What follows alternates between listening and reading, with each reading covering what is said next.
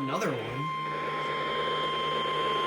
The National Weather Service in Denver, Colorado has issued a severe thunderstorm warning for south central Weld County in northeastern Colorado until 4:45 p.m.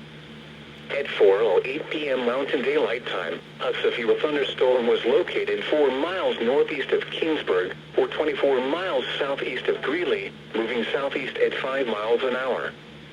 Hazard, 60 miles an hour wind gusts and quarter-size hail. Source, radar indicated. Impact, expects damage to roofs, siding, and trees.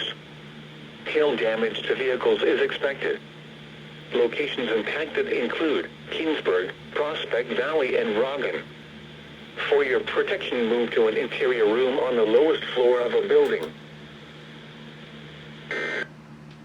Okay. I'm not expecting that.